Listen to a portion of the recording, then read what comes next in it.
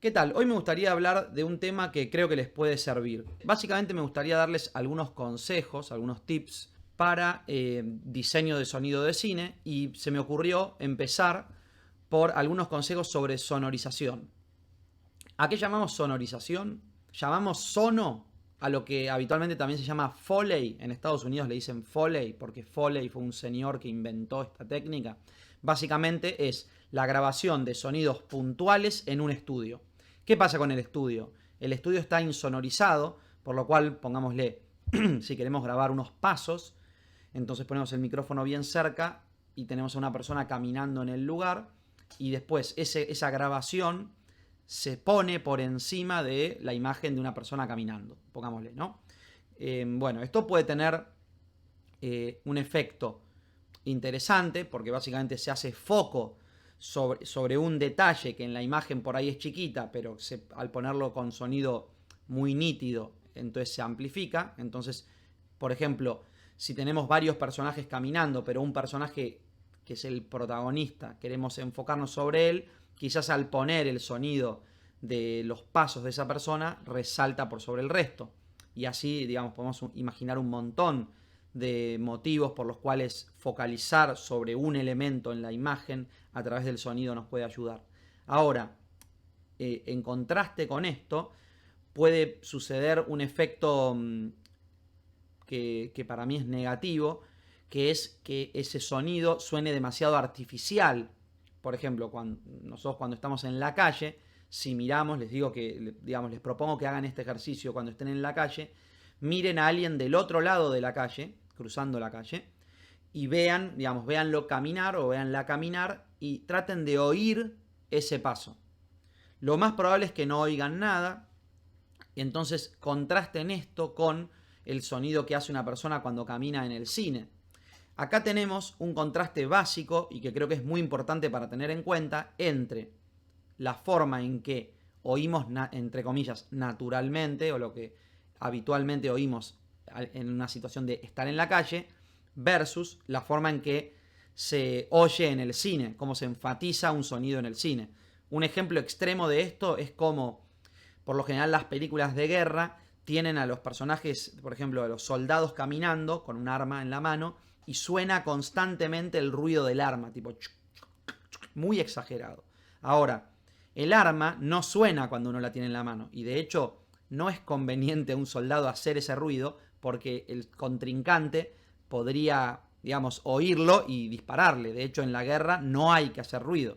Sin embargo, en las películas de guerra se agrega esta sonoridad porque nos permite sentir la textura del material de lo que están agarrando y entonces se agrega, digamos, se le agrega como una sensación a lo que uno está viendo, que en algunos casos puede ser positivo o a veces puede dar un efecto contradictorio, artificial. Depende de lo que quiera buscar el director o lo que quiera proponer el sonidista.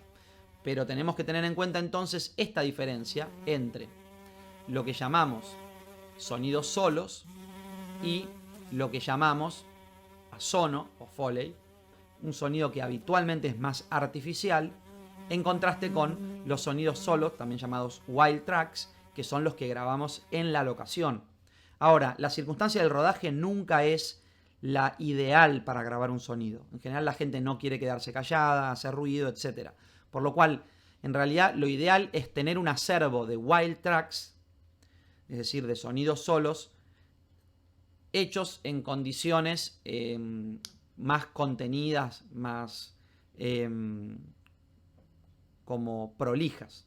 Por lo cual, cuando uno sale con un equipo de grabación, recomiendo que si encuentra, por ejemplo, si están grabando en una casa muy antigua y ven que el piso es de madera, entonces piensan que la sonoridad de ese paso puede ser interesante, les recomiendo que graben, por ejemplo, caminatas de distinto tipo en ese lugar y distintos tipos de ruido, las puertas, todo lo que vean que pueda ser interesante, grábenlo, porque reconstruir eso en estudio nunca va a dar el mismo resultado. Ahora, les voy a dar algunos tips de cómo grabar mejor, pero primero quiero hablar un poco de esto de las funciones que pueden tener estos sonidos y cómo los podemos utilizar en la postproducción. Yo llamo función narrativa a la función informativa. Pongámosle que tenemos justamente una película de guerra, una persona está quieta oyendo y oye un ruido de un pájaro volando a lo lejos. Eso puede implicar que el pájaro voló porque hay alguien ahí escondido o alguien caminando que asustó al pájaro, y esto puede poner en alerta a la persona. Esto es una función que tiene obviamente un aspecto narrativo, es decir, nos ayuda a entender lo que está pensando el personaje. Si vemos un pájaro o oímos un pájaro y el personaje mira y vemos el pájaro, esta función nos puede estar indicando, por un lado, que el personaje está muy atento a algo y está buscando información, o incluso nos puede estar narrando que hay algo ahí de interés. O sea, obviamente, siempre que el sonido esté usado con una función de dar información, podemos pensar que está afectando nuestro entendimiento de la trama, por lo cual a eso podemos llamar función narrativa. También podemos llamar función dramática, que está vinculado con lo narrativo, pero lo podemos diferenciar diciendo que la función dramática implica un impacto emocional. El ejemplo más claro es en una película de terror, donde cuando queremos asustar, ponemos un sonido muy fuerte que genere tensión o irritación, o una música, por ejemplo, se utiliza en sentido emotivo, pero un sonido también puede ser utilizado para esto, ¿no? Por lo cual, también hay que considerar la existencia de incorporar sonidos más allá de la función verdaderamente dramática, más allá de lo que, digamos, el guión quiera contar. Podemos utilizar sonidos para incorporar una carga dramática o emotiva a la imagen. Y cuando llevamos esto al extremo, cuando el sonido, la carga dramática es puramente sensorial y es difícil de interpretarla en relación a lo que está sucediendo, cuando se aleja aún más de lo narrativo, podemos decir que tiene una función estética. Un ejemplo muy claro, que se volvió ya un cliché, es el sonido, la utilización de sonidos muy graves, como para dar tensión o para dar una sensación como gótica, digamos, como hace David Lynch famosamente en sus películas, que pone un sonido de barco para dar como tensión o dramatismo, que es puramente estético.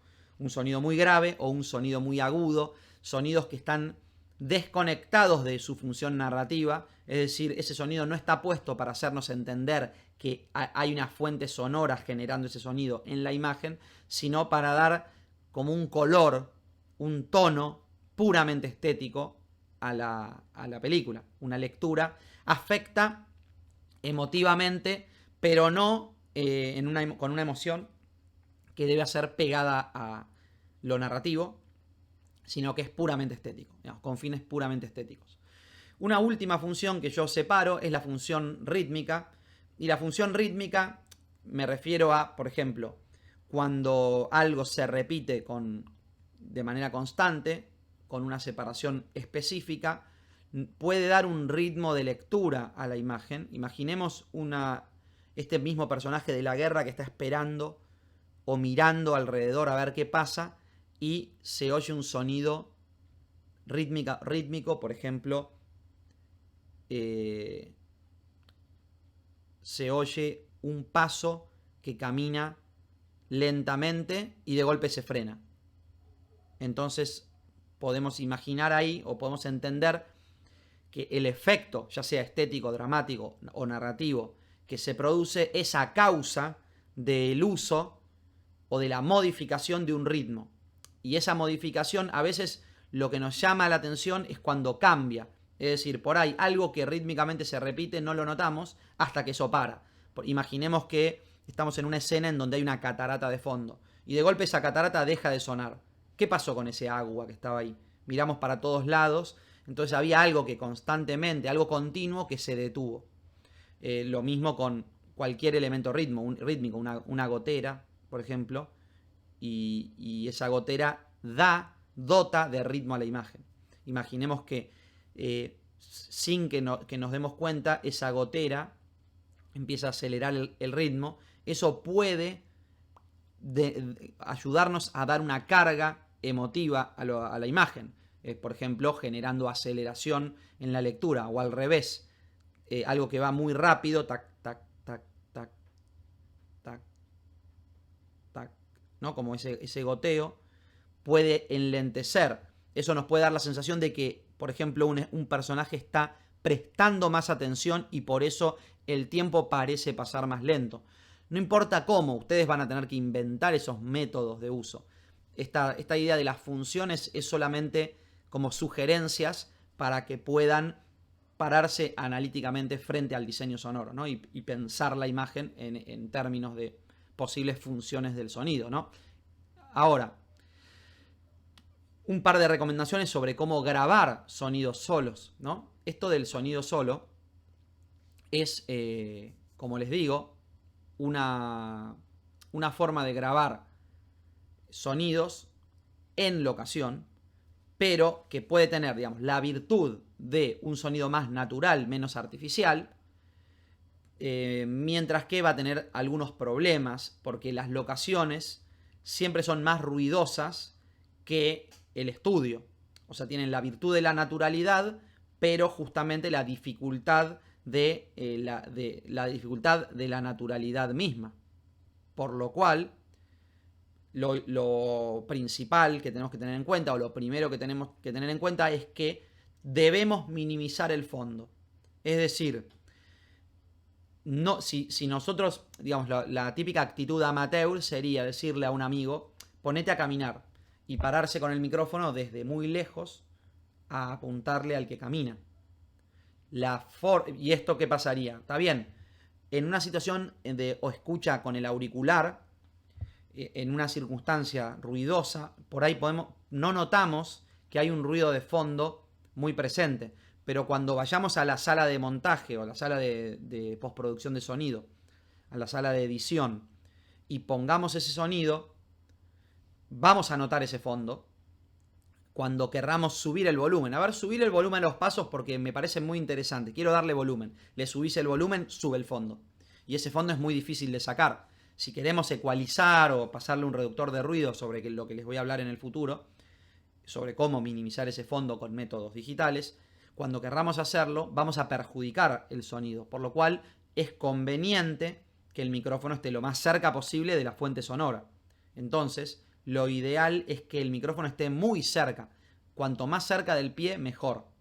Entonces, ¿qué pasa? Lo ideal es tener una caña o algo y seguir de cerca los pasos, y esto lo van a ir aprendiendo a medir qué conviene más. Porque cuanto más cerca estemos, menos natural va a estar el sonido. Siempre va a ser más natural en una locación real porque la persona va a poder caminar en el espacio y no va a tener que, por ejemplo, caminar parado. Entonces eso va a ser aún más falso. Incluso, por ejemplo, con otros ruidos, las puertas, etcétera, reproducirlos en estudio es mucho más difícil, mientras que la puerta natural siempre va a sonar mejor. Por lo cual lo que tienen que hacer es practicar. Lo que les recomiendo es que graben una versión lo más cerca posible, y lo más cerca significa obsesivamente cerca, para ver cómo resulta, y una segunda versión un poquito más lejos. Hagan la prueba y después me cuentan. En segundo lugar, o sea, tenemos que tener en cuenta que esto lo que va a determinar es justamente el plano sonoro. Y esto es este es un concepto sobre lo cual todo sonidista, cuando empieza, tiene que aprender a entender qué significa. Es decir, el plano va a ser el resultado, o lo que yo llamo una síntesis entre necesidad y posibilidad. Por ejemplo, quiero tener este sonido sin fondo alguno para poder utilizar esos pasos que voy a grabar en cualquier circunstancia. Es decir, tengo un sonido muy bien grabado, lo aplico a la imagen y de acuerdo a mis necesidades, el fondo se lo agrego como yo quiera. Si quiero que esto sea en un ambiente exterior, se lo voy a agregar. Entonces, este sonido bien grabado me va a permitir utilizarlo en diferentes situaciones en un futuro. Esto es muy importante para el tip 3, tiene que ver con la idea de oportunidad. Ahora lo vamos a ver. Pero el tip, digamos, del plano sonoro implica que necesitamos imitar la acción original. Pongámosle que estamos grabando unos pasos para un plano general. Y bueno, necesitamos que ese sonido solo tenga un plano más bien lejano. Pero si nos alejamos, por ejemplo, imaginemos que la cámara estaba a 5 metros del personaje, porque es un plano muy abierto. Si alejamos la caña, el micrófono, a 5 metros, lo más probable es que el sonido no sirva. Por lo cual, para un plano generalísimo, tenemos que tener un micrófono, pongámosle a 1 o 2 metros, hagamos pruebas, lo tienen que probar ustedes, pero más bien un poquito lejos, pero no tan lejos como fue la distancia a cámara real. Hay que falsificar un poco esa distancia, pero por supuesto, si grabamos el plano sonoro muy cercano, en el plano general no va a servir tanto. Por lo cual, ahí está la síntesis entre necesidad, posibilidad. ¿Qué necesitamos? Un sonido que suene lejano, un plano lejano. Pero si lo hacemos muy lejano, esto no nos va a servir. Entonces, lo que para diseño sonoro, la necesidad es que tenga un mínimo plano y las posibilidades de ese plano las tenemos que ir aprendiendo. Por lo cual les recomiendo que en las primeras veces que salgan a grabar hagan pruebas diferentes en donde no dejen de grabar algo bien cercano y no dejen de grabar un plano un poquito más lejano para ir ganando el oído. ¿Dónde se gana experiencia? En la sala de edición. Porque en el rodaje es más difícil entender cómo va a ser el resultado. Siempre hay un ciclo en donde primero uno aprende en la instancia de grabación, pero donde verdaderamente aprende es cuando se da cuenta, qué errores cometí. Entonces digo, la próxima lo voy a hacer mejor. Tratemos de que las primeras veces justamente hagamos varias pruebas para poder después digamos, no arrepentirse tanto. Errores uno va a cometer siempre, pero hay que tratar de hacer varias pruebas para que esos errores estén de alguna manera contenidos, ¿no? Y que entonces suplamos la experiencia, que es lo que hay que ganar y que se gana con el tiempo, por cantidad de grabación y por pruebas y por conciencia en la grabación. En general, el amateur le falta conciencia. Esa conciencia se gana con experiencia. Cuando uno dice, si no hago bien la cosa, esto, digamos, pierdo una gran oportunidad. Y con esto llegamos al tercer tip. Una grabación es siempre una oportunidad, grabar variantes, esto que les estaba diciendo, más allá de las necesidades específicas. Por ejemplo, cuando graben una caminata, incluyan diferentes velocidades. Es decir, necesitan unos pasos porque saben que la escena para la que están grabando, el personaje va caminando a una velocidad específica. Graben también a otras velocidades, porque esto les va a servir para toda la vida. Un sonido que grábenlo lo mejor posible y con la mayor cantidad de variantes posibles, sobre todo si ven que están en una ocasión que no va a ser posible de repetir tantas veces. Por ejemplo, imagínense que están en una montaña y no es tan fácil salir a grabar en una montaña. Bueno, graben muchas variantes. Cómo es un paso cuando patea una piedra, cuando trata de subir, cuando trata de bajar, cuando derrapa, cuando arrastra el pie. Busquen variantes, porque ese sonido no lo van a poder repetir en el estudio, ¿no? Grabar frenadas, saltos, corridas, etc. En la medida de lo posible, hagan la mayor cantidad de variantes posibles y prueben la cantidad de variantes sonoras y de planos sonoros la mayor posible para que después puedan ir aprendiendo en el futuro, ¿no?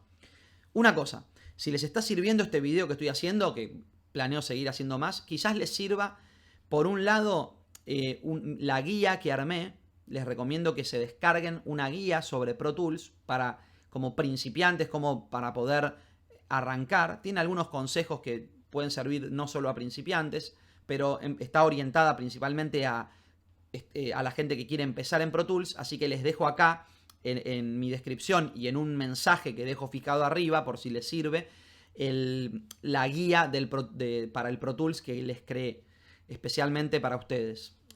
Ahí me dejan un mail y yo les mando la guía, ¿no? Y de paso, al hacer eso también se anotan en lo que yo llamo mi newsletter, que es básicamente una cadena de mails donde cada vez que saco un nuevo video les voy a mandar. Prometo no llenarlos de mail basura. Siempre trato de que los mails tengan contenido y sean justamente para ayudar a la audiencia. Pero bueno, si se descargan esta guía, ya se están anotando en el newsletter y van a ir recibiendo esta información. También los invito a que se suscriban en el canal si no lo hicieron todavía. Esto me ayuda mucho para hacerlo crecer. Y obviamente déjenme mensajes con preguntas y todo y prometo responder o tratar de hacer videos para responder sus inquietudes. Finalmente, la cuarta recomendación es que nombren bien los archivos.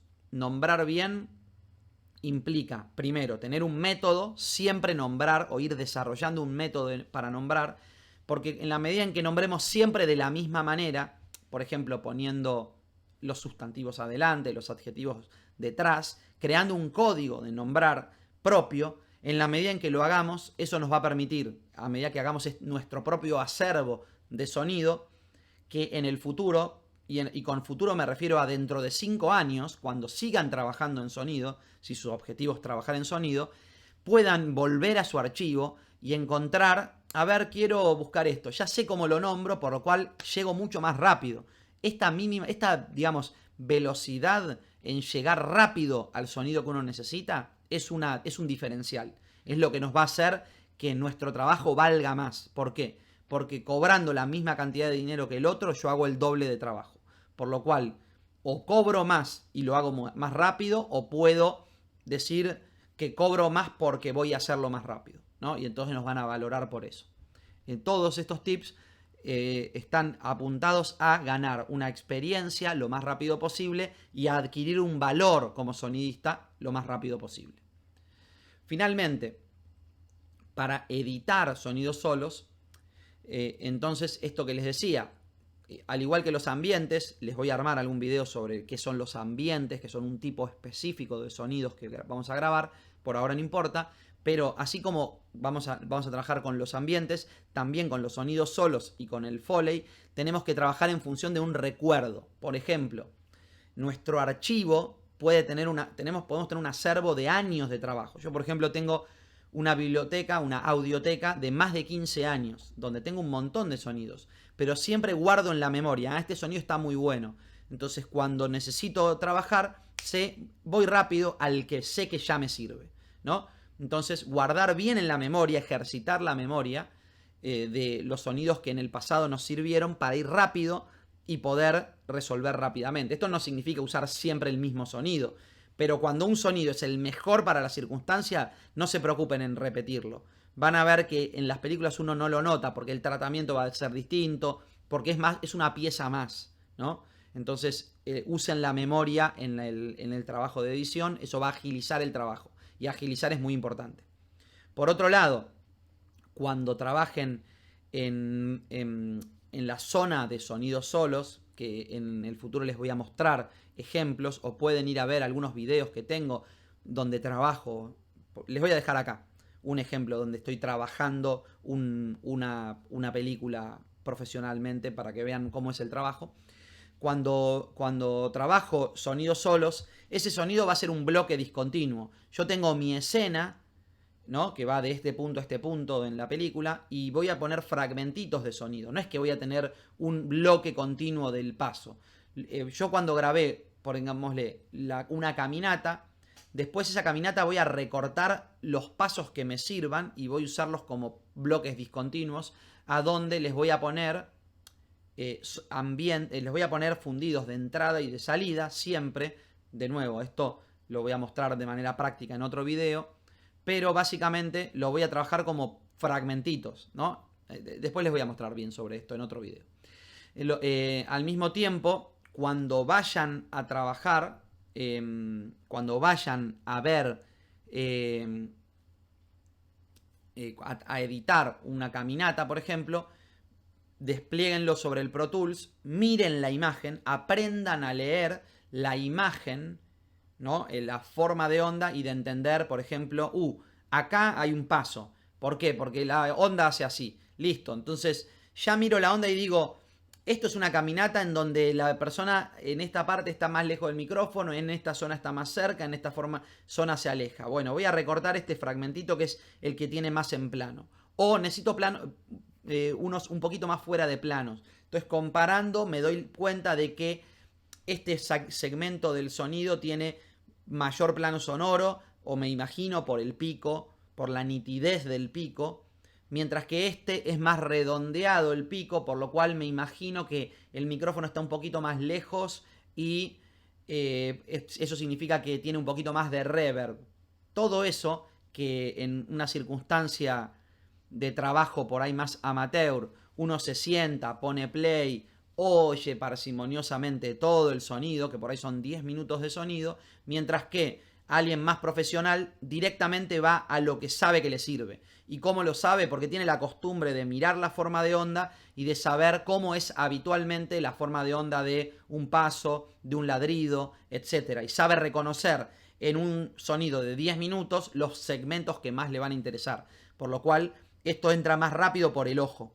Detectamos lo que más nos sirve. Obviamente, una vez que lo recortamos, o podemos preseleccionar y decir, a ver, voy a trabajar, me voy a ir rápido sobre este segmento. Lo oigo, no me sirve. Vuelvo a ir para atrás, probemos este sí me sirve. Y ahí lo recorto y empiezo a trabajarlo, ¿no? Pero básicamente ser piolas, ser rápidos en reconocer la forma de onda y operar sobre la forma de onda. Por otro lado, otra idea de cuestión de sincro es aprendan a reconocer el sincro a nivel visual. Le dan play a una persona caminando y reconozcan, pongámosle, yo pongo los pasos, ¿no? Los ubico primero rápido. Pongo play y me doy cuenta, bueno, el ritmo de avance del paso es más o menos acaba uno, acaba otro, acaba otro, acaba otro, acaba otro. Los tiro así nomás rápido. Después le doy play y me doy cuenta, no, este estaba un poquito fuera de sincro. Lo muevo un par de fotogramas, le doy play de nuevo y veo que encaja en el sincro. Bueno, primero sincronicemos generalmente, le doy play y voy tratando de ubicar rápidamente el sonido de paso donde va. Y después, como segundo, o sea, en primer lugar es probar, testear la calidad del sonido, si el sonido les gusta, si suena como quieren. No alcanza con que sea un paso, tiene que ser el paso que suene bien, que se pegue bien a la imagen. Listo, encuentro el sonido que se pegó bien a la imagen y que expresa la calidad sonora que yo quiero en relación al ambiente que quiero inventar o en relación a la estética de la película. Cuando estoy de acuerdo en que ese es el sonido que quiero, ahí me pongo exigente con el sincro. Y ahí es donde me voy a poner súper exigente con el sincro. Y esto es algo que a los principiantes les cuesta también entender. Súper exigente con el sincro significa al fotograma. Lo que puedo hacer, por ejemplo, es ver el momento de la imagen en donde el pie se apoya y entonces poner ahí el pico del paso. Pasar al siguiente paso y ubicar ahí el pico del paso siguiente. Y después dar play, oír cómo suena y tratar también de acostumbrarse mientras uno mira la imagen, también reconoce si el sincro está bien y empezar a reconocer a distancias temporales muy chiquitas. Por ejemplo, uno debería poder dar play a un paso y decir ese paso está 2 fotogramas fuera de sincro. Incluso, idealmente, un fotograma fuera de sincro. Ese es el nivel de precisión que uno debe tener. Bien. Algunos tips más y con esto los dejo. Primero, imaginar el sonido ideal de acuerdo a conceptos que uno quiera expresar, como les venía diciendo, al gusto emocional. Por ejemplo, hay ciertos sonidos que son más agradables que otros. Por ejemplo, uno puede pensar en una estación de tren. Hay ciertos sonidos que tenemos incorporados como más agradables, que tienen que ver con los sonidos que hace el tren, como el vapor, ciertos sonidos hidráulicos de movimiento. Bueno, por ahí queremos dar esa sensación. Recordemos cómo nos hacen sentir algunos sonidos, por ejemplo el sonido de la lluvia, y tratemos de encontrar el sonido que exprese esa emoción que el sonido nos da a nosotros. Entonces eso implica ponerse exigente con el material. Y para eso hay que buscar mucho y grabar mucho. Porque no siempre el sonido que grabamos va a expresar lo que queremos conseguir. Por lo cual ese es el verdadero trabajo del diseñador sonoro. Y sobre eso voy a ir hablando un poquito más en el futuro. Finalmente, y esto es muy importante, ver la imagen y ver lo que la imagen me pide. Desarrollar un instinto, ¿no? Un instinto de ver la imagen y darnos cuenta que la imagen le falta algo, ¿no? A veces cuando falta sonorización, sobre todo en el tipo de cine más independiente, en donde se trabaja con poca música, no como en las películas americanas que las llenan de música, donde la música ayuda mucho a llenar, digamos. Pero cuando no hay música, el llenado es más difícil. Y ahí es donde uno aprende y debe apelar mucho a la intuición. ¿Cómo hacemos para construir, para llenar, digamos, para que no parezca vacío? Porque desde mi punto de vista, cuando está muy vacío, desanima, baja la intensidad de la imagen. Puede ser que busquemos eso, pero en general hay que estar atento a que la imagen no se vea muerta, a que el sonido anime la imagen, ¿no? Entonces hay que ser precisos en el armado, tomar, no solamente llenarlo de sonidos de fondo, sino más bien de detalle.